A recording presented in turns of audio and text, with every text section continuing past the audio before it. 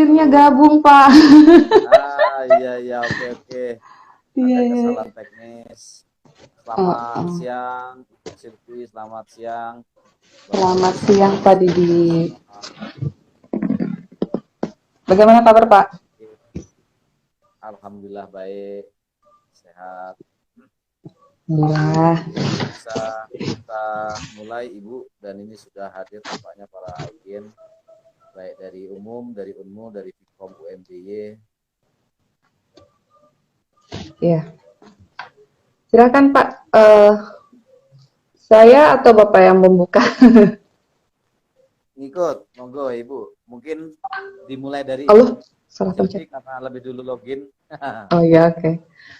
Baik, selamat siang. Assalamualaikum warahmatullahi wabarakatuh. Pak Didi, salam kenal. Disaut dulu kali ya teman-teman dalam hatinya masing-masing.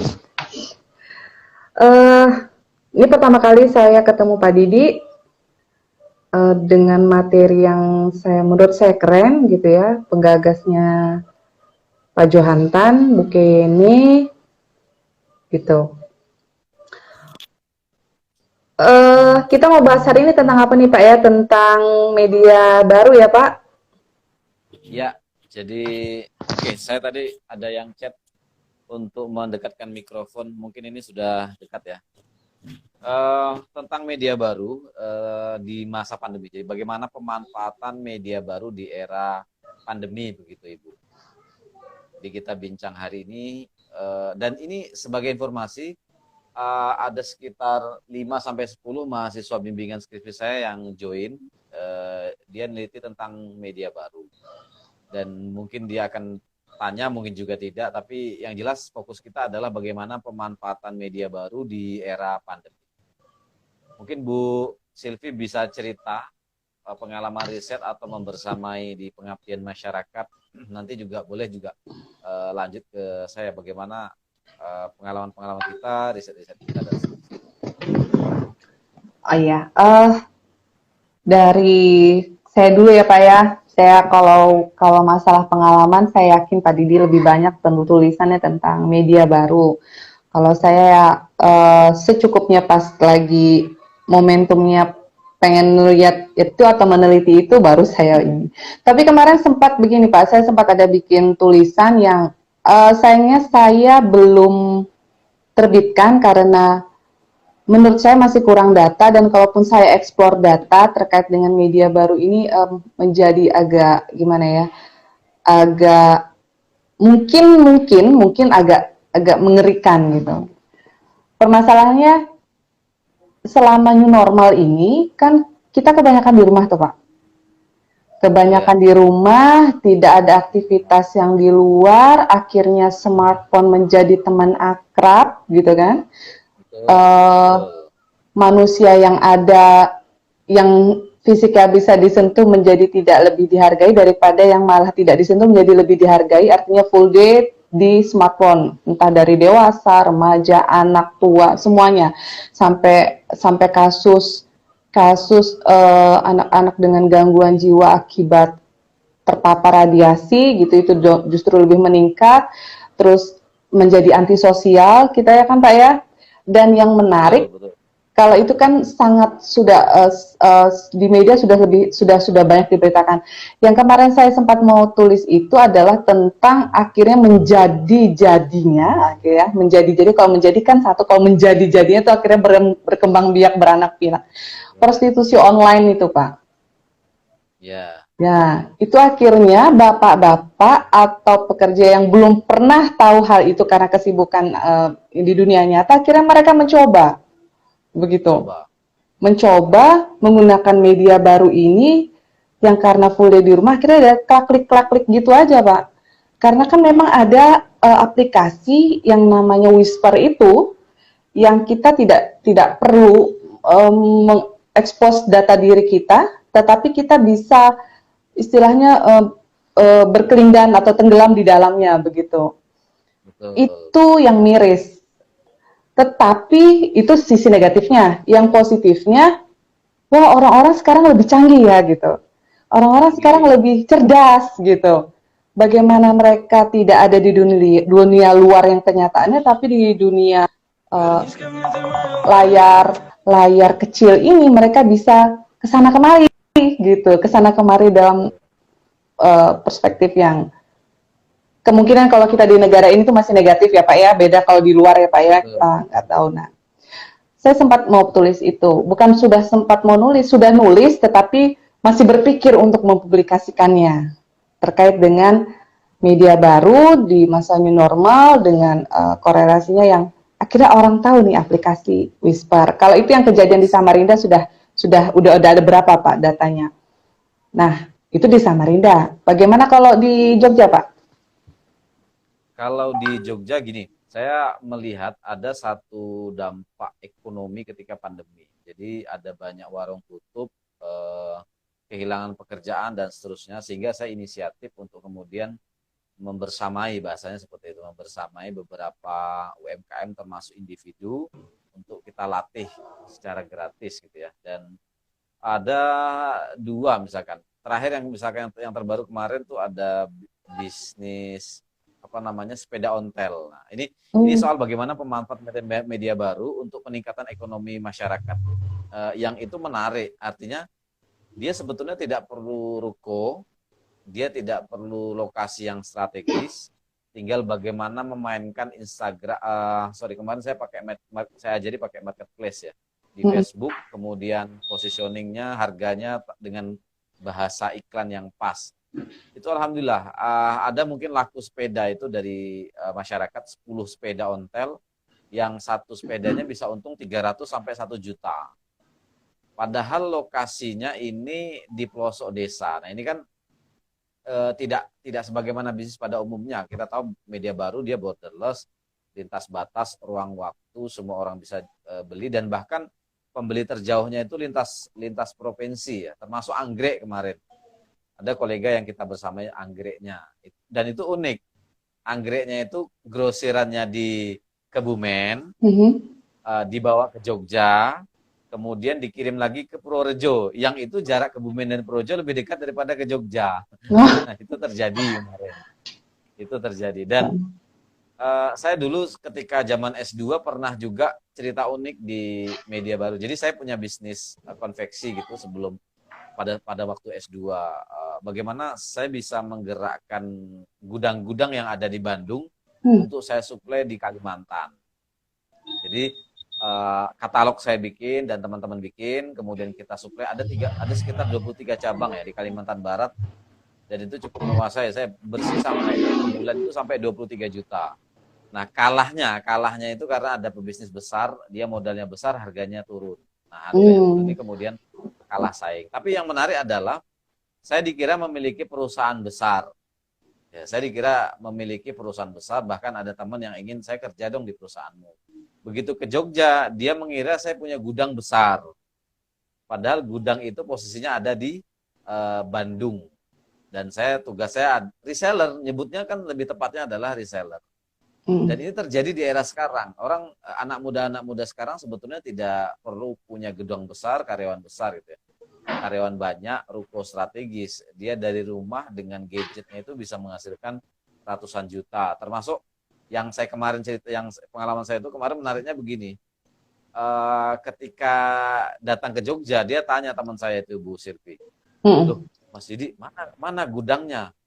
Saya nggak punya gudang saya di Bandung. Nah ini relasi antara produsen, konsumen, reseller itu jadi berubah.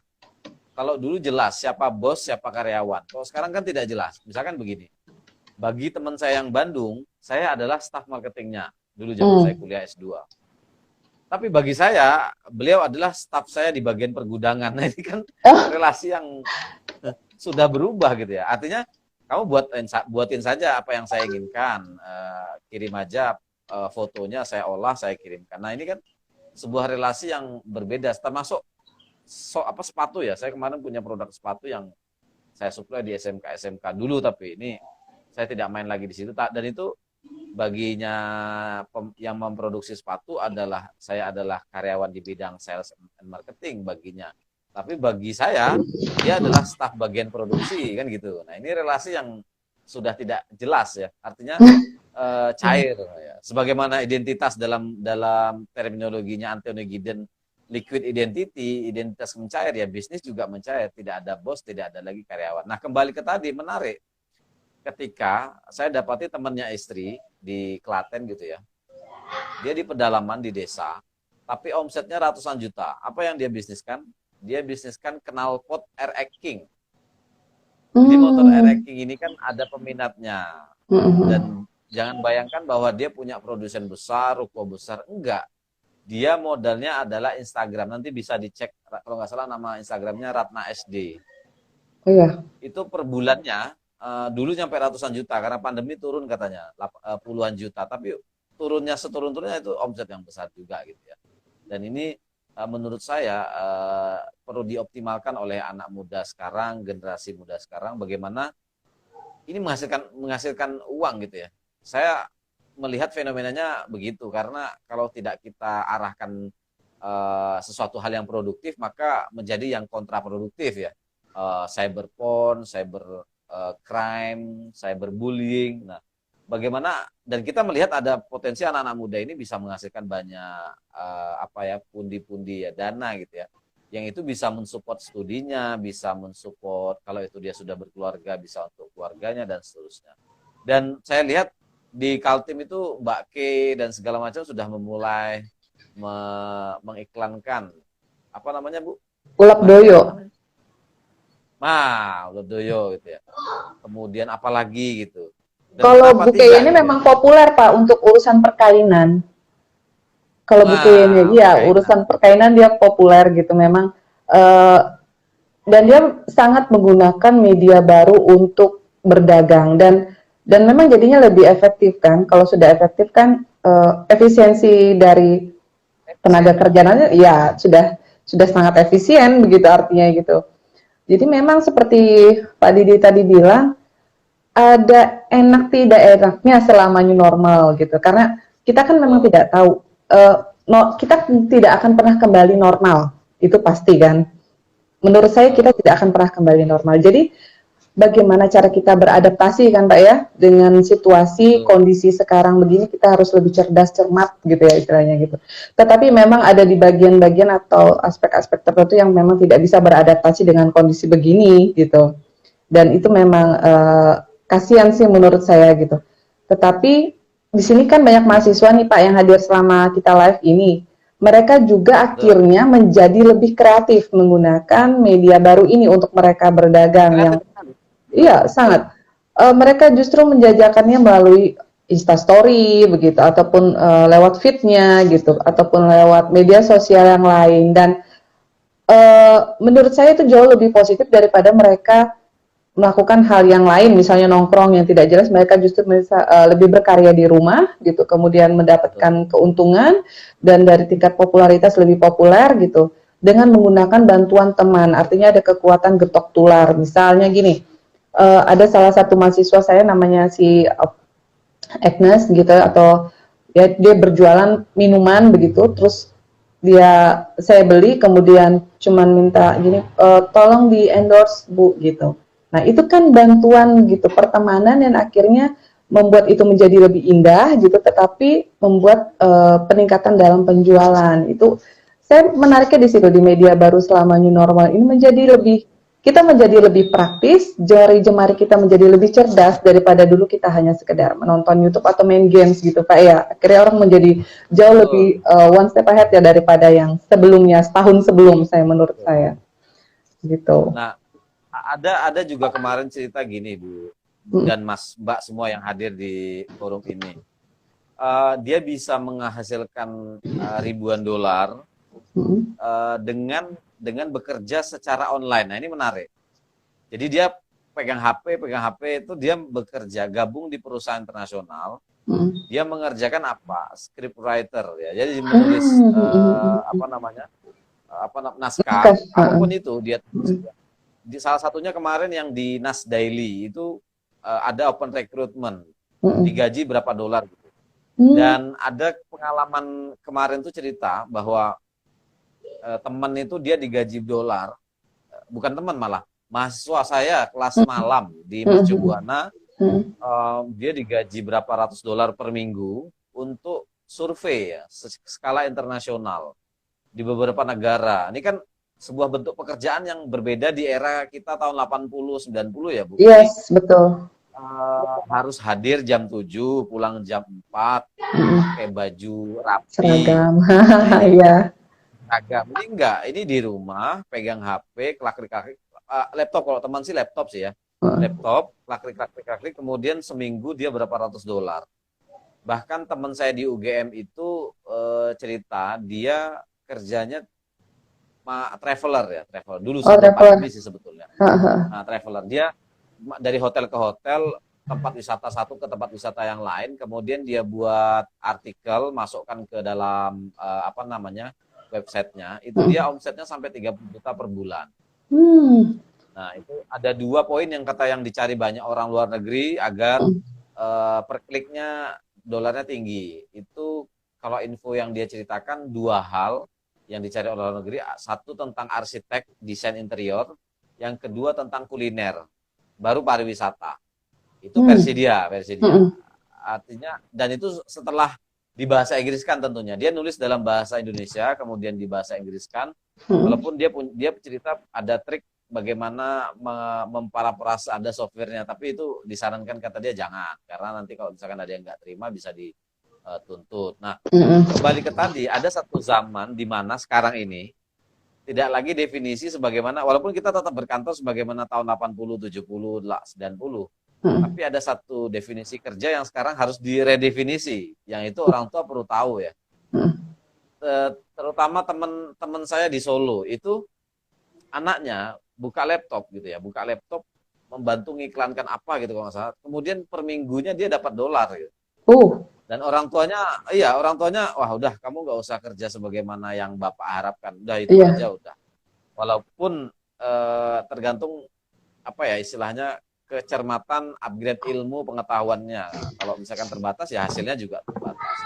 Nah, ini ada satu definisi yang berubah, Bu. Jadi kita akan dapati kan kalau misalkan di desa itu kalau tidak berangkat jam 7 ke sawah atau jam 7 ke kantor ya tidak kerja gitu ya. Iya, betul. Main HP terus, main laptop terus. Iya. Nah, padahal menghasilkan. Menghasilkan, buka laptop bisa menghasilkan banyak hal. Saya dulu pernah disarankan oleh yang produsen Jakarta itu bikin jakartagrosir.com. Coba cek aja, nanti boleh dicek. JGC ya? Itu sebelum.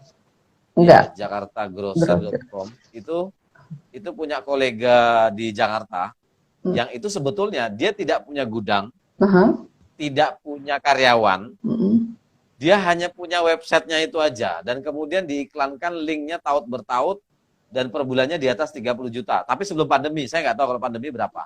Sebelum pandemi itu di atas 30 juta per bulan. Dia tidak ada karyawan, tidak ada segala macam lah. Tapi dia bisa menghasilkan. Itu yang saya dapati di era sekarang. Dan mungkin di Kaltim ada satu pengalaman mungkin ya, tentang bagaimana anak muda memanfaatkannya. Ada nggak, Bu? Itu terkait kecermatan, kecerdasan, kelihayan, dan network ya. Link, Pak, kalau menurut saya. Menarik tadi seperti Pak Didi bilang, dia tidak punya gudang, tapi dia bisa mempunyai omset yang sekian besarnya, ya kecermatan kita menggunakan pihak ketiga. Jadi kita berjualan online, tetapi kita nggak punya barang, tapi kita sudah ada perjanjian dengan pihak tersebut, nanti kalau ambil ke sini ya, jadi perputaran itu. Artinya kan kita nggak rugi di jalan istilahnya keuangan, tetapi kita tetap bisa bekerja dengan memperoleh keuntungan, tetapi tidak lelah. Kan sekarang itu Pak, kalau saya bilang, kalau di masa new normal ini bagaimana kita tuh kerja cerdas, bukan kerja keras.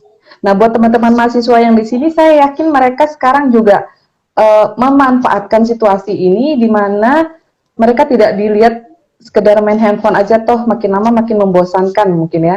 Mereka berubah menjadi gamers, mereka berubah menjadi penjual online, mereka berubah menjadi yang sebelumnya tidak bisa terjangkau karena kesibukan di luar, kemudian sekarang mereka bisa terjangkau, dan selama setahun ini sudah mungkin justru jauh lebih lihai ya Pak ya dari kita gitu, karena kita masih ada aktivitas bekerja yang formal, mereka justru malah lebih cermat gitu tentang hal-hal seperti itu. Tetapi ya, memang kemarin saya pernah bicara di salah satu acara gitu, tetapi itu efek yang positif gitu tentang media baru pemanfaatannya. Nah, pemanfaatan tanda petik yang saya bilang tadi, akhirnya mereka jadi antisosial itu kayak harus diwaspadai kan, itu ditinjau dari perspektif Betul, psikologinya kan Pak ya. Nah, betul, betul. kayaknya penting buat kita itu untuk terus istilahnya mencuci otak, jangan gunakan itu seperti kamu seakan lebih bodoh daripada handphonemu. Itu smartphone, harusnya kamu lebih pintar daripada handphonemu gitu kan. Ya, Itu justru harus di apa istilahnya Pak ya, kita gempur terus menerus ya gitu. Manfaatkan dengan sebaik mungkin. Ya akhirnya tadi Bapak bilang sekarang kita bantu juga orang tua yang agar mereka merubah perspektifnya bahwa kerja itu tidak hanya yang pergi pagi pulang sore berseragam diperintah gitu. Dan yang tadi Bapak bilang ceritakan itu menurut saya bisa jadi masukan buat teman-teman yang sudah ikut di forum ini, bahwa jangan berpikir kalau kerja di kantor itu udah keren gitu. Justru malah betul. malah mungkin kita nih sekarang kan perlu perlu nggak usah nafik lah, perlu uang buat hidup dan itu sifatnya harus continue. Seperti kemarin saya pernah sedikit baca di Instagram gitu tentang pada saat reuni, yang satunya itu ASN, yang satunya itu adalah content creator gitu. Terus istilah yang suka gambar-gambar aja gitu Pak ya, terus dibilang, oh kamu kerjamu apa? Kok gambar-gambar aja? Dari dulu kamu hobimu gambar-gambar, ya pasti sudahlah Ya. kemampuanmu cuma segitu aja gitu kan. Akhirnya suatu saat kemudian si ASN itu popin jempol lo kan dibilang saya cuma gambar-gambar, penghasilan saya berapa? Padahal penghasilannya dia setiap gambar itu 30 juta. Apalah Nah, yang itu. gitu kan. Nah, itu kan dia memanfaatkan itu seperti Bapak bilang tadi. Untuk teman-teman mahasiswa yang ada di forum ini, seperti saran Pak Didi, kalian cari apa istilahnya locker ya Pak ya, locker online yang jadi scriptwriter atau segalanya yang punya kemampuan yang selama ini terbatasi, diluapkan aja atau tidak ada tim penilaian di depan mata ya Pak. Kalau misalnya salah tinggal di Betul. reject, diperbaiki ya kan Pak ya. Betul, Nah, betul sekali, Bu. bagaimana Pak? Kalau itu, mungkin Bapak bisa kasih saran teman-teman mahasiswa yang di sini, apa yang mereka bisa lakukan? Mumpung ini masih masih fresh di kepalanya tentang handphone dan segala media baru yang lain. Iya, Mm. iya. Pertama tadi scriptwriter itu ada banyak yang ini ada yang kirim salam, salam hangat semua lah ya. Ah, ini ada UFB Shop, Bu. Bisa cerita mungkin UFB Shop ini saya nggak tahu. Selamat siang Mas Didi, rindu ngampus ya sama. Cuman mungkin ada kata shop ini dia mungkin sudah berbisnis ya. Nah, nanti Mm. mungkin bisa bercerita melalui chat atau bagaimana. Nah, kembali ke tadi, selain scriptwriter, produksi konten. Kalau kita cermati, konten-konten dari Cina sama India ini kencang di Facebook kita, di Instagram kita. Betul betul. Tapi tidak pernah disadari bahwa bagaimana itu sebetulnya salah satu bentuk apa namanya upaya masyarakat sana untuk memproduksi konten dan diplomasi digital. Nah, ini ada istilah diplomasi digital. Bagaimana Iya iya iya, dia menarik tuh diplomasi digital ya. ya, mendiplomasikan budayanya, tapi secara digital. Hmm. Bahkan tayangan-tayangan konyol itu juga muncul di Facebook dan Instagram kita kan lucu-lucuan, tapi yang itu Iya. kadang-kadang disetting, kadang-kadang dia ambil punya orang gitu. Mm-mm. Dan saya dapati kemarin sore, kebetulan Mbak saya di Kalimantan ini dia usaha kuliner ya. Kemudian saya ceritakan, Mbak ini ada usaha jus buah gitu ya. Coba bikin. Dan tapi saya bukan masalah jus buahnya, Bu. Tapi orang yang memproduksi konten tentang cara membuat jus buahnya itu jadi viewernya jutaan. Wah, saya geleng-geleng. Cara Wah, buatnya ini saja keren. ya Pak ya, itu menjadi menarik Iya, ya. Hmm. pertama cara membuatnya, kemudian dia meliput semua minuman-minuman bentuk es yang ada di daerahnya. Itu viewernya jutaan. Saya langsung hitung. Wah, YouTube kalau udah Oh, viewernya jutaan begini, ini kan dahsyat kipas-kipas gitu. aja Pak. Yang kedua, betul. Yang kedua, saya cermati dari anak saya. Mhm. Anak saya yang kedua itu saya kasih nonton YouTube, tapi saya batasi. Wifi-nya itu saya cabut matikan. Kalau dia udah lebih daripada 10 menit, 15 menit. Karena tidak boleh kecanduan dan itu sudah saya seleksi tayangannya. Nah, yang menarik adalah orang tua yang memproduksi konten anak-anak yang dia jalan-jalan. Misalkan gini, dia jalan-jalan ke alun-alun kota Samarinda atau mana lah. Dia main Mhm. bola, apa namanya, mandi bola. Mm-mm. direkam, dikasih sound, dikasih efek, diupload, viewernya jutaan. Saya dalam hati, Itu ya saya ya ya ya bisa ya. begini. Nah, Nah iya ini betul betul. saya kok berharap ya dari 77 peserta yang hadir, cobalah rekam lah. Saya juga dalam proses ini akan merekam apa namanya, apapun aktivitas yang bisa saya rekam itu pertama.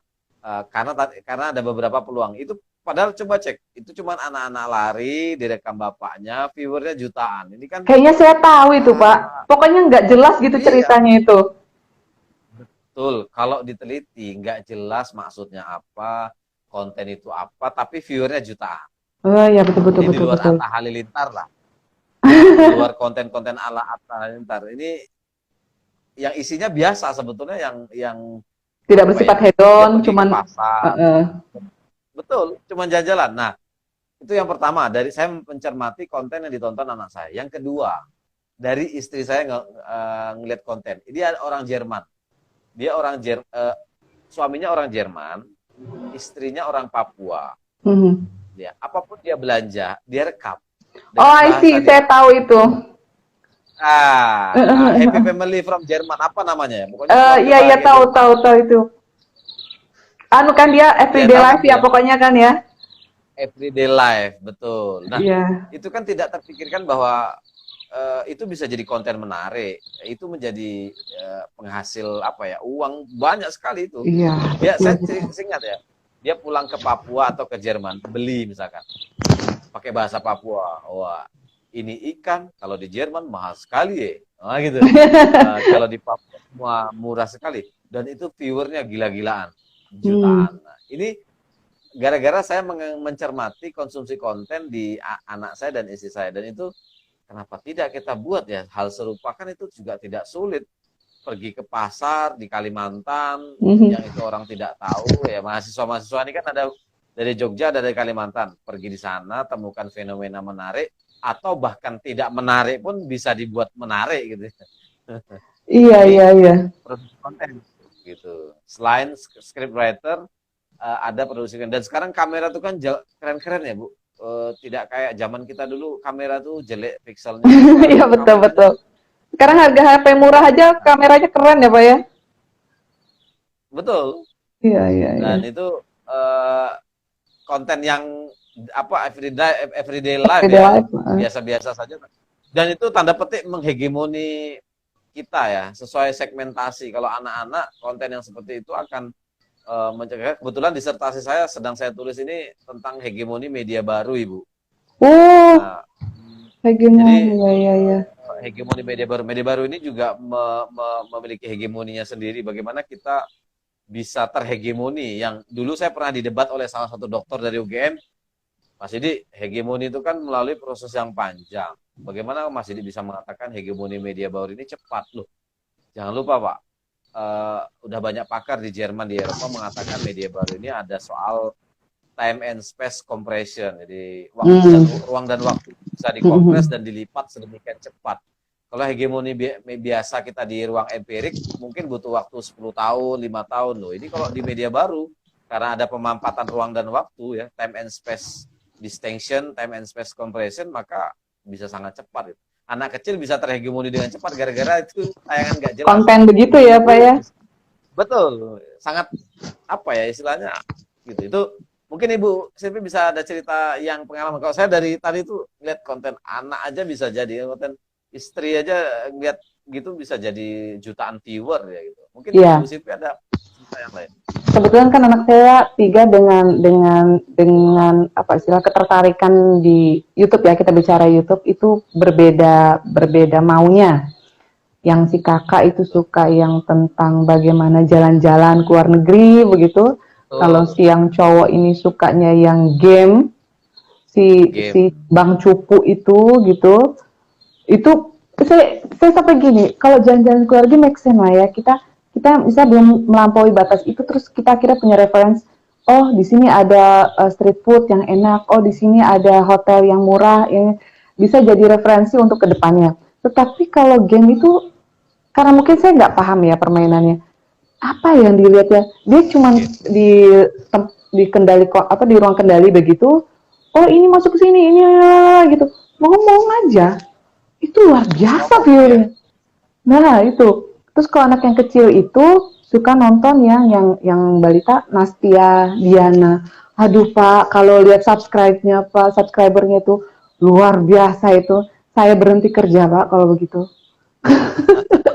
Istilahnya tuh bisa beli pulau gitu dengan pendapatannya Betul, begitu. Nah, akhirnya itu betul. ditiru oleh anak-anak saya. Jadi ada imitation theory yang bekerja di situ kan, ada proses Betul. peniruan. Yang kakak itu everyday life-nya dia video, tapi walaupun memang masih naik turun gitu ya, pengennya gitu dia. Yang kalimat yang populer selama new normal nih apa? Kata kuncinya, Hai guys, ketemu lagi sama Hai aku di guys. sini gitu kan. Ya, Pokoknya Hai guys ya. gitu. Itu kalimat pembuka yang sekarang sangat populer.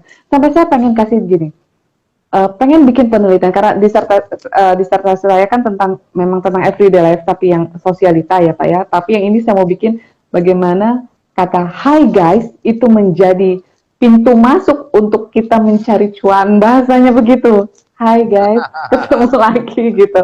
Nah akhirnya anak saya Ya, juga yang cowok bikin game terus direkam. Saya nggak tahu dia itu umurnya masih segitu tapi kok dia bisa sih merekam gamenya terus diposting terus dia bisa set gitu. Saya nggak nyampe gitu, mungkin karena memang tidak ada passion ke situ. Tetapi seperti yang Bapak bilang tadi, cuma jalan-jalan ke pasar, lihat nih ada ikan. Pada suara ibunya itu kan cempreng banget ya Pak, bukan suara untuk kelas iya, vokal yang bagus. Lihat betul nih ada sekali. ikan. Ayo ade lihat ikannya lucu ya gitu. Maksudnya kalau dalam segi jualan itu tidak menjual, tetapi Betul. karena itu menjadi dia menurut saya anti mainstream ya, tidak seperti yang harus disetting, harus ada pencahayaan, lalala. Itu mungkin justru buat Betul. anak-anak yang seumuran gitu jadi lebih menarik karena mereka ketemu dengan sebagian yang Nah, penasaran dengan oh ikan tuh begitu ya, oh ikan tuh ada licin-licinnya gitu, oh ikan tuh ada sisiknya. Dari situ aja. Karena kalau disetting dengan yang teratur, mereka mungkin nggak dapat maksudnya kan Pak ya, tidak menggunakan bahasa ibu itu saya pikir kekuatannya karena bahasa seharian yang digunakan walaupun dengan suara yang tidak kelas vokal gitu. Oh kita langsung yang gimana gitu si si Akila kalau saya ingat itu YouTube-nya Akila itu mulai iya. kecil ya gitu sih itu positif positifnya. Kalau yang kembali di awal yang saya bilang prostitusi itu aku di Jogja begitu juga Pak, menggunakan media baru untuk mencari cuan dengan cara yang menggunakan pemberian dari Ada. Tuhan. Menggunakan pemberian dari Tuhan, dia nggak pakai modal apa-apa. Gimana gitu? Ada Iya. Pak ya? Populer juga ya di sana ya? Kalau kalau yang sisi sisi tidak baiknya itu ada lah. Bahkan tidak tidak harus pandemi pun dia juga sudah ada. Cuman ada tren dia naik karena orang di rumah main Hmm. HP, lalu kemudian cukup masif dan kemudian konsumsi itu juga menaik gitu ya. Tapi sebetulnya sebelum pandemi itu ya sudah juga terjadi. Cuman ada satu hal yang mungkin ini untuk para mahasiswa saya titip pesan sedikit ya. Kemarin ada teman di Komuni Konten di Jakarta, dia direkturnya Hariko Wibawa, dia bikin sebuah riset ya. Dia mengeluarkan istilah baru dan menarik. Jadi meninggal secara digital. Nah, ini menarik. Meninggal secara digital. Meninggal Iya, secara iya. digital. Nah, kasusnya itu marak dan banyak. Dan itu tidak terbatas usia. Bahkan anak SMP pun ada yang tanda petik meninggal secara digital. Dia lakukan TikTok, kemudian dia Hmm. lakukan live Instagram, dia lakukan video call segala macam, dan itu terekam, tersebar. Sedang dia tidak pakai busana dan seterusnya lah. Dan Hmm. ini jangan sampai terjadi menurut saya. Karena apa? Hmm. Ketika itu terjadi, nah, dan itu tersebar dan seterusnya, maka dalam istilah kawan saya di Komuni Konten itu meninggal digital. Kita tidak akan bisa hidup secara normal, bahkan kita akan Hmm. menutup Hmm. diri menjauh. Tanda petiknya kita meninggal tapi secara digital. Nah, itu ada tren sekarang di anak-anak muda sekarang dan saya cermati itu di anak-anak SMP, SMA dia lakukan TikTok yang tidak senonoh dan seterusnya. Nah, ini Iya, iya. mungkin perlu gerakan ya, gerakan media new media literasi gitu ya. Hmm. Nah, Hmm. itu dari sisi yang kita cermati beberapa. Nah, tapi kembali ke yang tadi, saya melihat eh, redefinisi itu tidak hanya Hmm. di level pekerjaan, termasuk tadi itu ya, standarisasi-standarisasi yang kita diskusikan tentang kamera harus bagus, pencahayaan, dan suara cempreng itu kan sebetulnya mendefinisikan ulang terhadap Mm-mm. apa yang telah didefinisikan oleh media mainstream. Misalkan pembawa acara harus cantik, putih, tinggi, langsing. Ini Mm-mm. enggak gitu ya. Ini dalam konteks yang happy family yang dari Jerman itu Mm-mm. bebas saja gitu, Iya, nggak usah dandan, betul-betul. nggak usah putih, gitu. Dan saya tidak sepakat juga kalau kemudian cantik itu harus putih, tinggi, langsing. Itu kan definisi media saja gitu ya. Karena ada soal industri di baliknya. Nah ini di era media baru itu tidak dibutuhkan gitu ya. Bahkan anak kecil yang tidak tahu apapun juga bisa melahirkan bisa mendapat meraup ratusan juta. Keluarga dari Papua yang cerita tentang dia membeli ikan bisa ratusan juta rupiah dia dapatkan. Kan yang di era sebelumnya sangat terdefinisikan. Kalau kamu kriteria seperti ini tidak akan bisa jadi presenter gitu ya. Iya. Oke, ini melahirkan satu zaman merdeka sebetulnya. Oke, saya tidak diterima di media televisi nggak apa-apa, nggak. Kalau bahasa Jawanya nggak patean, Iya, nggak nggak peduli apa-apa ya. amat, Nggak sesuai standar. nggak peduli amat. Iya, ya saya akan membuat channel saya sendiri gitu ya. Tapi satu hal bahwa mahasiswa-mahasiswa kita ya Mas dan Mbak semua yang sini hadir, bikinlah channel itu, bikinlah TikTok, tapi kemudian kontennya perhatikan. Ketika keliru kita menyampaikan konten, maka akan meninggal secara digital gitu ya. Nah, kemarin Iya. di Solo ada pelatihan yang masif yang kita gulirkan ya. Kebetulan saya dengan teman-teman di Solo itu ada beberapa yang kita kerjakan. Saya kebetulan S3 di UNS Solo sehingga ketika main ke Solo saya mampir ke teman-teman saya begitu. Ada istilahnya mungkin sudah banyak juga dilakukan ya. TikTok for Business itu bagaimana mengajarkan anak-anak muda dia berbisnis gitu, tapi melalui TikTok, TikTok for Business. Nah ini menarik untuk kita tiru gitu. Tidak hanya TikTok joget-joget selesai gitu ya. Iya. Walaupun itu viewernya banyak, tapi saya kurang begitu cocok. Yang kedua yang saya belum cocok betul itu adalah kalau konteksnya tadi mendatangkan barang, selama itu dia memperkaya lintas daerah antar Indonesia, saya masih cocok. Tapi ketika itu sudah masuk impor, saya belum begitu menemukan kecocokan terhadap komunitas itu ya. Ya, tidak melarang sih, tidak juga mengutuk tidak, tapi apa ya lebih lebih kepada tidak cocok saja karena dia impor barang Selera. dari Cina. Iya, dia impor barang dari Cina, kemudian masuk ke dalam negeri. Nah, sementara ada efek ketika itu barang itu masuk mati Hmm. daripada apa namanya barang-barang dalam negeri yang itu produksi dari kawan-kawan kita sendiri gitu ya. Nah, itu saya tidak cocoknya bukan secara kualitas produk bukan, tapi bagaimana dia mematikan lawan main yang itu sebetulnya saudara kita sendiri di Indonesia gitu ya. Nah, itu terjadi maka ada tandingannya adalah komunitas eksportir. Nah, itu sangat menarik ketika termasuk yang tadi yang kayak Mbak K kain-kain kan ada beberapa industri yang dia tidak bisa tiru ya. Kayak kain-kain yang ditenun itu kan tidak bisa ditiru Iya. dengan mudah. Tapi kalau yang cetak, sablon dan seterusnya itu sangat mudah Mudah. ditiru. Ini bisa menjadi peluang bagus bagi mahasiswa-mahasiswa dari Jogja, dari Kalimantan untuk mencermati peluang ini. Bahkan saya kemarin belum lama ya di Klaten saya bilang cari barang bekas di rumahmu, online kan, kasih harga, kasih kata-kata yang menarik. Dan itu menarik ya, itu boleh dicoba nanti di Kaltim. Nah, Tapi harus habis isi izin rumah, orang Pak. tua. Ah, tapi harus izin orang tua. Nanti habis pula barang-barang orang tua kan. Habis isi Maksudnya ada rumah. barang tidak terpakai, coba dipromosikan. Latihannya begitu, cara simpelnya. Saya sudah membersamai beberapa hal termasuk yang sepeda ontel itu menarik. Jadi eh, ada banyak itu kan gini. Kalau ibu pernah nonton di MTV, mobil rongsok Oh, diolah, jadi dicat, bagus. jadi bagus. Nah itu saya tuh niru itu. Saya bersama di Klaten, ya. Eh, kita cari sepeda ontel bekas. Nanti Hmm. sayangnya ini nggak bisa ditanyakan ya. Ada di foto di HP saya itu. Hmm. Ontel bekas harga 300.000. Kita belikan tempat duduknya, kemudian kita catkan ulang. Tapi catnya cat harus coklat kain, coklat sepeda, coklat kuno. Oh, yang Kemudian yang kita seperti ganti jadul awal, Pak ya. seperti jadul, betul. Saya gantikan sama teman-teman itu, sama kolega-kolega, ganti peleknya, ya, ganti apa lagi? Pokoknya semuanya diganti. Dan itu harga dari 300, kemudian biaya ganti sama catnya itu sekitar 500, ya 800, itu dijual 1,5 laku. Nah, ini Modifikasi. best practice, artinya pengalaman membersamai lah. Itu untung 300 sampai 1 juta rupiah per produk sepeda ontel itu. Dan itu nggak usah muluk-muluk iklankan berbayar sampai Google Ads, Facebook Ads, enggak.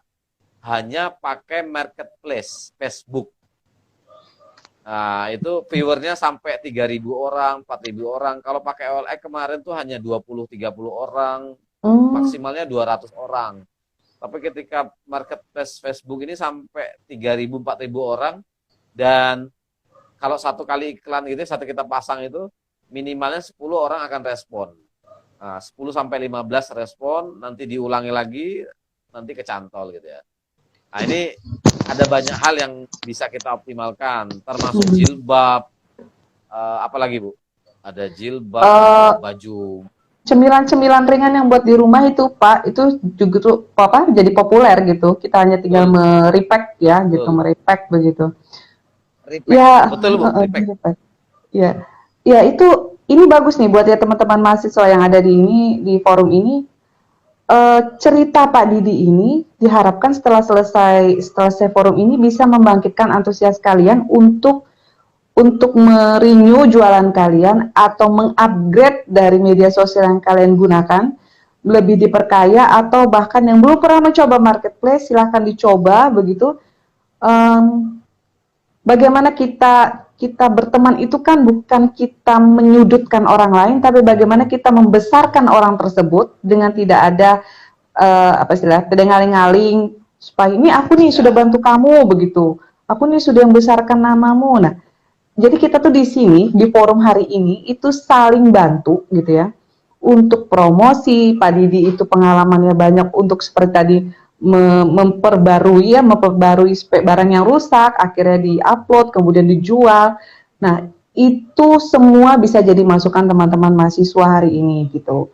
Mungkin kalau nanti perlu jawaban yang lebih detail, silahkan kunjungi Instagramnya Pak Didi. Pak Didi orang ini baik ya, terbuka untuk urusan begini, betul-betul praktisi boleh, untuk boleh. bidang begini gitu ya.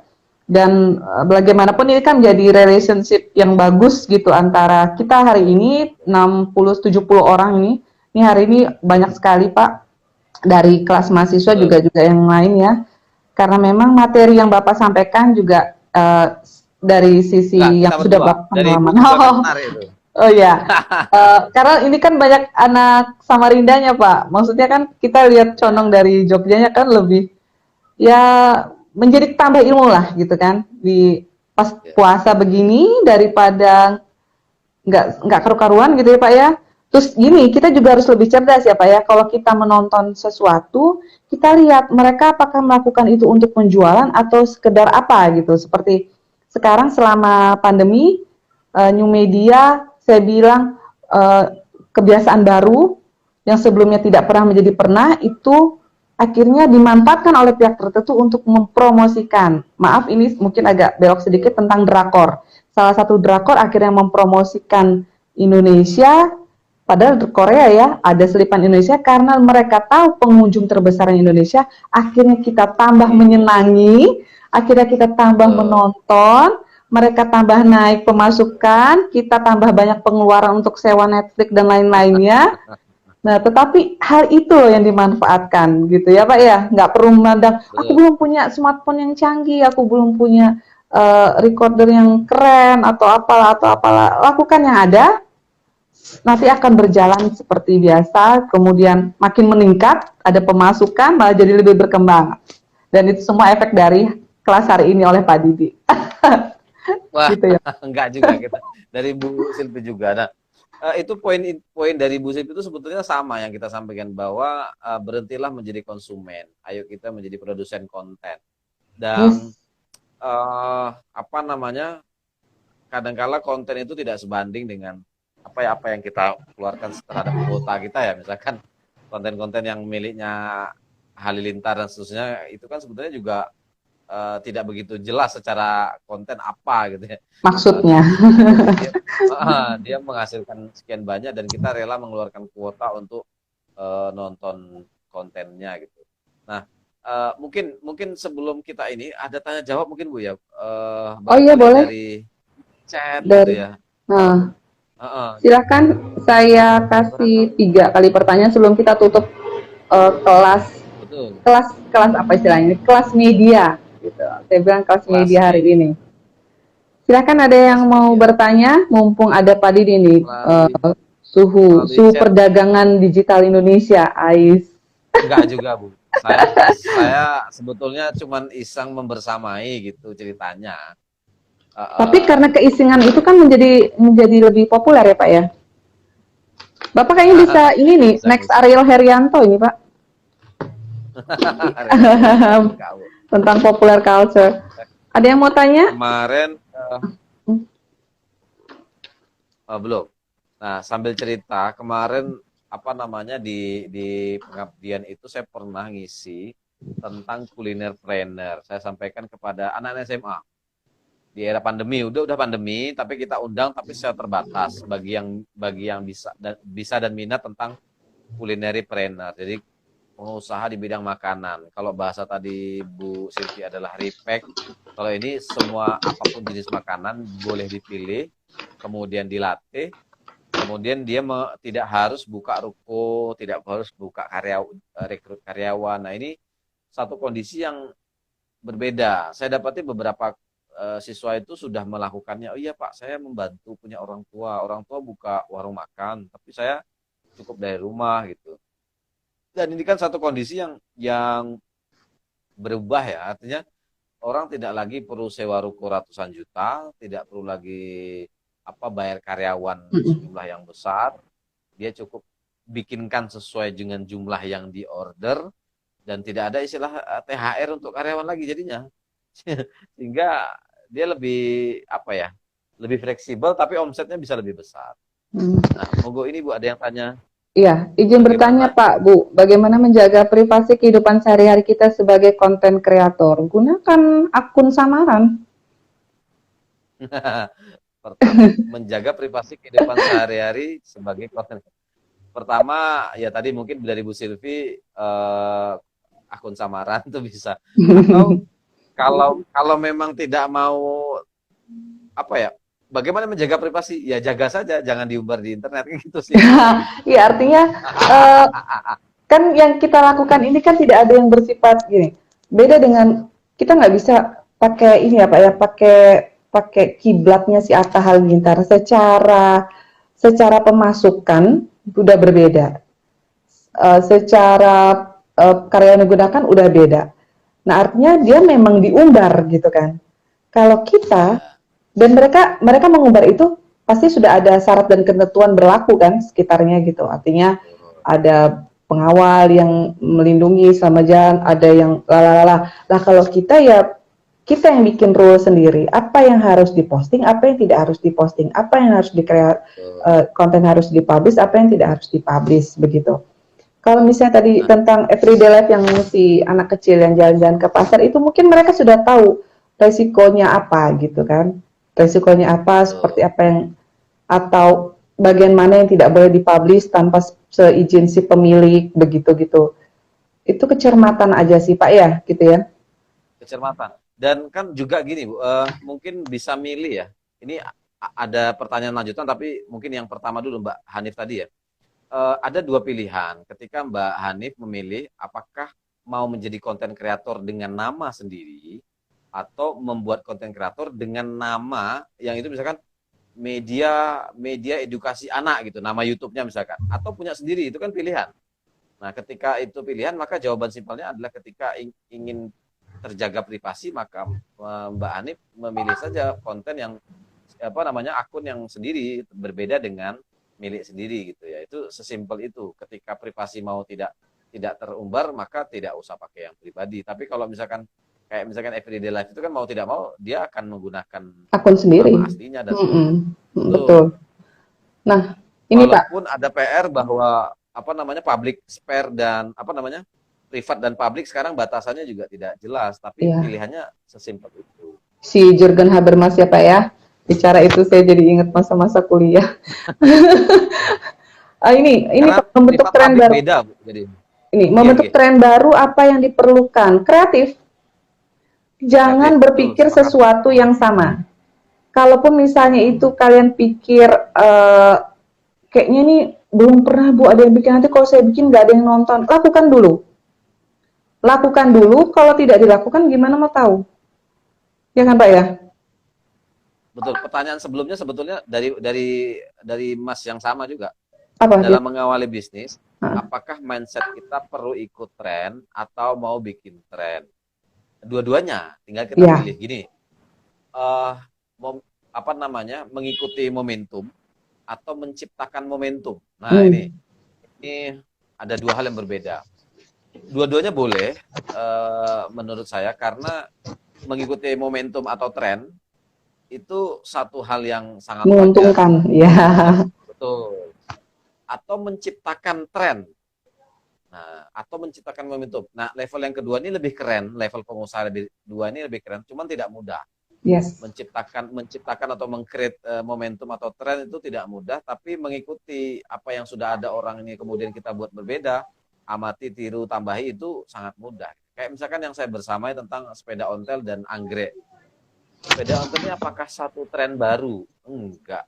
Dia tren yang sekarang, memang karena era pandemi, orang ingin sepedaan. Ya kan? Pertama. Yang kedua, ibu-ibu mau nanam bunga di rumahnya. Itu kan sebuah momentum yang tidak harus kita ciptakan. Memang dia sudah alami dengan sendirinya, iya. Alami di era pandemi. Nah, cuman masalahnya adalah ketika ingin membentuk tren baru, apa yang diperlukan? Nah, ini tidak mudah, Mas. Kayak misalkan komunitas lohan, bunga lidah mertua, bunga apa tuh yang kemarin tren? Lidah menantu, lidah tetangga. Lidah menantu, janda bolong dan seterusnya. Ada banyak sekali istilah-istilah yang saya nggak ngikuti, tapi dia bikin. Bahasanya, Mbak, kalau saya amati, penamaannya. Betul penamaan. Nah, apa yang diperlukan? Saya cerita karena itu contohnya bunga. Saya punya teman yang dia pemain bunga. Yang dia butuhkan adalah pertama komunitas. Yang kemudian yang kedua adalah stok. Yang ketiga adalah jaringan media. Jadi dia mainnya menarik. Pertama komunitas. Dia buat komunitas. Kemarin yang di Solo itu adalah komunitas hibiscus. Ini belum tren, tapi dia akan menciptakan tren. Dia buat jaringan komunitas. Oke, si A sekian ribu bibit, si B sekian ribu bibit, komunitasnya ada. Itu belum booming. Kemudian yang kedua, stok. Bibitnya ini diperbanyak. Komunitas sudah, bibitnya sudah. Nah, dia tinggal tunggu panen. Di akhir tahun, dia akan mainkan jaringan media. Jaringan media untuk mempublish bahwa ini tuh tidak hanya soal lidah menantu, lidah mertua, lidah apa, tapi ada ini menarik bunga yang lain. Nah, itu. Nah, tapi tidak segampang itu. Perlu perjuangan yang luar biasa. Walaupun ada produk yang dia akan bertahan ya. Kayak lohan itu kan diciptakan. Tapi kalau arwana Kalimantan, itu mau kapanpun oke, gitu ya. Bunga gelombang cinta dia tren, tapi kalau anggrek kapanpun stabil, waktunya stabil gitu. Itu anggrek dengan arwana itu tidak bisa dikatakan tren, tapi kalau gelombang cinta, bolong segala macam itu tren. Gitu ya. Tapi boleh dicoba gitu. Kalau tidak kan tidak bisa tahu, betul. Tidak bisa tahu, betul. Kalau berpikir aja tapi tidak dilakukan, terus ya sampai berpikir aja, nggak akan tahu perkembangan ini laku apa enggak, ini berhasil atau tidak gitu kan. Karena sesuatu yang berhasil itu kan sesuatu yang sudah dilakukan gitu. Kalau belum dilakukan ya bagaimana tahunya, ukurannya bagaimana. Nah, ini terakhir kali Pak ya. Ini pertanyaannya kayaknya terpotong ini. Bingung gimana bacanya. Pak, saya mau bertanya mengenai bisnis F&B. Ini food and beverage. Oh, itu berat ya Pak ya, saingannya ya Pak ya.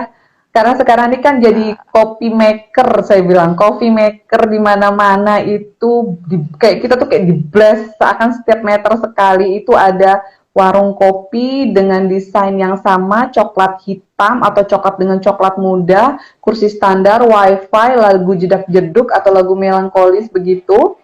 Kemudian pakai cup plastik, terus si pelayannya menggunakan apron warna hitam atau coklat. sebenarnya semua model sama, tetapi karena ini tren, akhirnya itu yang terjadi. Nah, kalau ingin memulai tentang food and beverage, itu agak sulit-sulit gampang kalau menurut saya. Karena dulu pernah teh daun semua setiap meter teh daun. Habis itu hilang. Kemudian apa Milo dinosaur semua hilang. Entah kalau kopi, saya belum tahu trennya karena ini masih stabil karena orang cari tempat tongkrongan yang nyaman, wifi kencang, bayar murah. Itu. Betul, Ya kan Pak ya? betul, Nah, kalau ini saya betul. jujur saya nggak tahu gimana cara cara untuk memulainya ini. Karena menurut saya ada beberapa teman dosen juga di sini yang berjualan sebelum tidak pernah berjualan online makanan, sekarang berjualan online dan dia menjual sesuatu yang murah tetapi enak. Itu akhirnya orang senang gitu. Menurut saya gitu. Jadi Ya. dimulai aja. Dimulai. Kalau saya cerita gini Bu, kalau tadi Bu Silvi murah enak, ya itu oke. Umumnya orang akan mencari murah dan enak. Tapi saya punya teman di Solo, yaitu dia pebisnis sop iga Ibu, sop iga. Eh, dan dia bilang begini, kalau saya jual murah, justru nggak banyak yang datang. Tapi Hmm. saya jual mahal, malah ramai. Ini unik. Eh, apa Karena namanya? dia mungkin Sebenarnya secara, segmennya Hah? udah disasar kali Pak. Segmennya untuk kelas A Betul. mungkin. Betul. Nah, Hmm. dia harganya mahal sekalian ratusan ribu malah rame gitu cerita dia. Tapi begini juga, tapi betul kata Bu Silvi bahwa gampang-gampang susah food and beverage. Apalagi sekarang di era pandemi begini, ketika kayak misalkan saya cermati di Kalimantan Barat ya. Kebetulan saya sekarang di Kalimantan Barat itu banyak yang gurung tikar karena orang Hmm. agak takut gitu ya. Ya. Maka food and beverage ini kalau kaitannya dengan teman-teman di Solo tempo hari, dia bergerak di dua sisi, tetap online mau tidak mau media baru dioptimalkan. Yes, betul. Betul, selaku-lakunya offline, tapi era pandemi itu juga punya efek yang luar biasa sehingga dia mengoptimalkan dunia online untuk menjual produknya. Gitu. Walaupun tadi ada satu kisah kemarin di Kalimantan ini kaitannya food and beverage ya, penamaan gitu ya. Nah, kadang Indonesia ini sering nama-nama yang aneh itu yang dicari padahal isinya Nama-namanya sama. nggak logis, Pak. Ayam Iya, geprek, kemarin ayam injak. betul. Saya kemarin sore pesan sama ibu saya di Kalimantan sini. Apa itu Bu kok menarik namanya? Namanya tahu apa kemarin ya? Tahu tabrak, tahu berantem. Tahu apa ya? Pokoknya Tahu berontak. tabrakan atau tahu berontak. Ya. Tahu berontak, tahu apa. Begitu dibeli ya sama gitu ya. Ini Penamaannya aja, penamaan. bentuknya Penamaan sama. aja kadang sama, isinya sama. Hot milk dengan susu panas itu membuat harganya berbeda dan orang pengalaman Itu di hot Burjo milk harganya saya 50.000, susu panas 5.000. 5.000 itu pengalaman saya Ibu di Jogja. Saya ke Burjo di Jogja itu ada istilahnya bubur kacang hijau, warung-warung gitu. Beli susu putih itu 3.000. Begitu saya masuk hotel sebelahnya, Hotel Sapir namanya, hot milk itu 25.000. Loh, padahal sama itu, creamer bukan susu tapi creamer. Tapi boleh dicoba Mas Febrianto. Yang jelas sisi online harus diperhatikan gitu. Kemudian dari Mas Sules, dalam hal personal branding, menurut Ibu, Bapak, dan Bapak, apakah kita secara pribadi harus tetap menjaga jarak dengan follower atau benar-benar menampilkan diri kita apa adanya secara vulgar? Gini, kalau saya nanti Bu Silvi mungkin beda. Kalau saya jaga jarak itu perlu atau tidak perlu? Betul. Ya, perlu tidak perlu itu gimana ya? Karena untuk membaca kata, huruf itu perlu spasi, perlu jarak agar terbaca. Tapi juga jangan terlalu berjarak. Gitu. Apa adanya penting, tapi vulgar aib itu jangan. Gimana ya? Tengah-tengah gitu ya. Apa adanya, misalkan Mas Sules, apa adanya ya. Inilah kami, ya apa adanya, oke. Tapi sesuatu hal yang sifatnya itu adalah rahasia perusahaan, sisi apa Aib. yang aib atau apa itu ya saya tahan dulu karena tidak semua. Ada yang kemarin vulgar Bu, bisnis tahu dia niatnya apa adanya, dan kebetulan cara dia ngolah juga salah. Jadi tahunya itu diinjak-injak pakai kaki, Iyo, iyo, iyo. pakai alas, itu kan apa adanya Maunya sih viral malah juga. kacau ya, Pak. Malah kacau, nggak ada orang beli nanti gitu kan. Itu malah. Sebagaimana maka kalau menurut saya menjaga jarak itu perlu tidak perlu, artinya perlu digunakanlah, ketika tidak perlu ya oke, dekatlah sedekat mungkin. Kemudian yang kedua apa adanya, oke, kalau vulgar ya pertimbangkan secara matang, karena tadi kita kadangkala butuh jarak, sebagaimana kata dan kalimat butuh jarak dan spasi, maka untuk agar terbaca, maka ini bisnis juga sama gitu. Tapi ada sesuatu hal yang perlu disampaikan secara apa adanya, sampaikanlah, kan jujur apa adanya. Tapi kalau kaitannya dengan sesuatu hal yang aib segala macam ya mungkin dipertimbangkan. Kalau jujur apa adanya itu penting, menarik, karena kalau saya kan ya saya Muslim gitu ya, bisnis ala Nabi Muhammad itu kan jujur apa adanya ya, dan itu tidak banyak atau belum banyak yang menyampaikannya secara apa adanya. Misalkan, mohon maaf Bapak Ibu, ini saya grosirannya 50.000, silahkan Bapak mau beri untung saya berapa. Itu kan jarang sekarang ya. Bukan Karena jarang, sekarang mungkin adalah, cenderung nggak ada, Pak. nggak ada. Bahkan kadang-kadang suka digunakan dengan ini.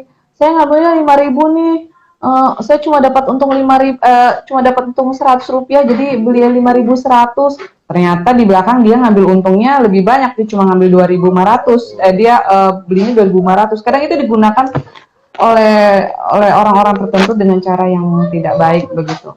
Tidak Gitu apa. sih. Nah, kemarin yang sepeda ontel misalkan, saya mau bersama di iklan itu kita akan katakan minusnya apa gitu ya, dan itu penting bagi saya, itu penting. Ya karena itu kan Dan Pak ya, alat transportasi, bahaya juga kalau kita nggak sampaikan secara detail untuk urusan ini. betul plusnya kita sebutkan, minusnya misalkan kampas rem habis. Termasuk tempo hari saya iklankan mobil saya, itu saya sampaikan bahwa lecet di sini, kemudian apa kemarin tuh ya, apa namanya untuk personeling itu agak kasar sedikit, itu saya sampaikan. Iya. Kalaulah tidak disampaikan secara online, maka kita sampaikan Pada saat ketika ketemu. kita sudah ketemu. Betul, itu kita sampaikan, mohon maaf Bapak, ini lecetnya sebelah sini tapi sedikit, itu enggak begitu ini. Kalau lecet tidak begitu penting, yang penting mesin terawat. Nah, tapi ini persnelingnya agak kasar. Ini perlu diservis, habisnya sekitar 2 juta kalau mau dibawa ke bengkel gitu. Itu penting apa adanya ya. Dan itu sangat langka. Kalau itu kayak misalnya tadi soal harga itu bisa seperti itu, menarik ya, karena orang akan tertarik, oh ini menarik beda. Karena jujur. Oke. Penentuan price list tetapi terhalang dengan place yang tidak mendukung, apakah tetap harus dengan harga HPP atau tetap harga awal. Nah, ini menarik, pengalaman saya di Kalimantan Barat tentang konveksi. Mas Febrianto ya, apakah terhalang dengan place, maksudnya jarak ya? Iya Bu ya?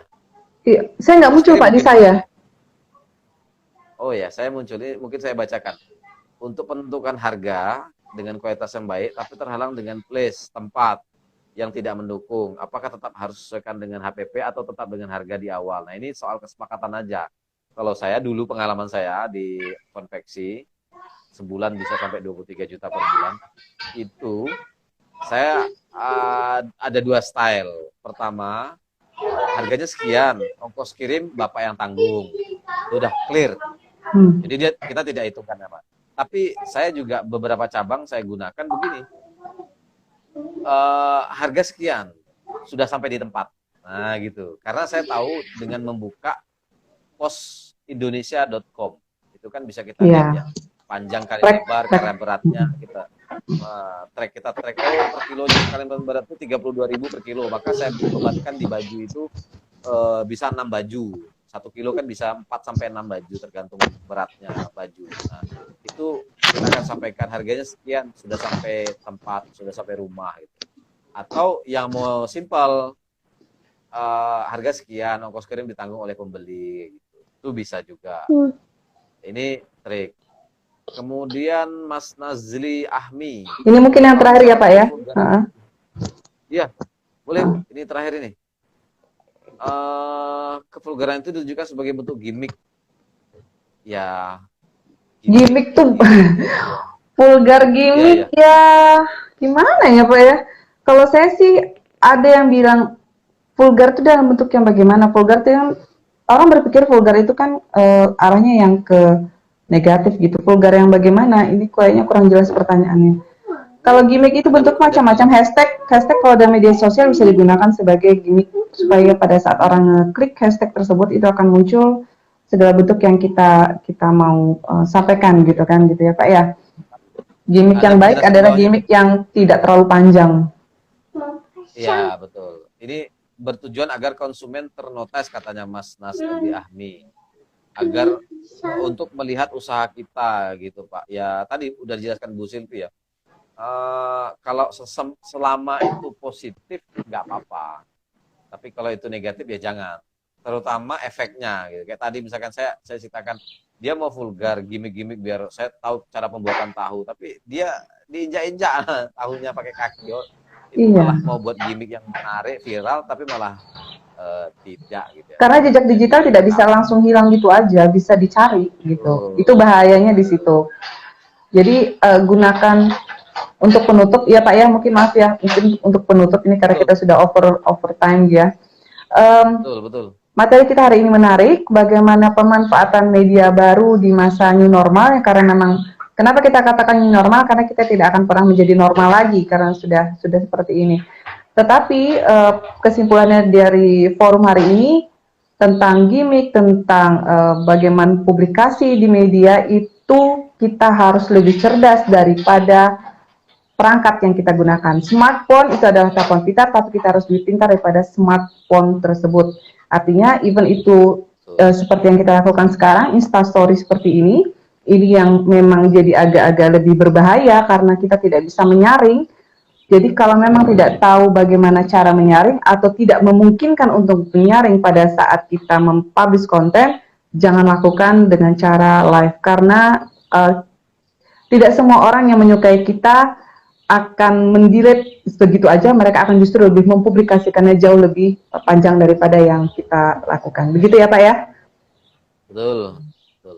Oke, ada penutup dari Pak Didi? Kalau saya singkat katanya adalah berhentilah menjadi konsumen konten, bergeraklah pelan-pelan menjadi produsen konten. Ketika menjadi produsen konten, pertimbangkan efek plus minusnya dan jangan sampai kita meninggal secara digital. Oh, Kira itu. menarik. Meninggal secara digital. Hashtag ya, hashtag meninggal secara digital.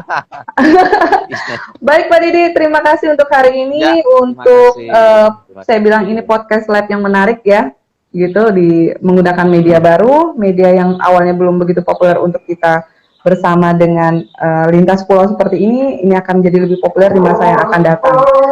Terima kasih semua, selamat sore, selamat ya, kemudian sudah selamat sholat asar. Assalamualaikum warahmatullahi wabarakatuh. Waalaikumsalam. Terima kasih Bu Silvi, terima kasih Mas dan Mbak semua. Terima kasih mahasiswa, terima kasih Pak Didi, salam kenal, sampai ketemu lagi. Terima kasih. Oke, oke.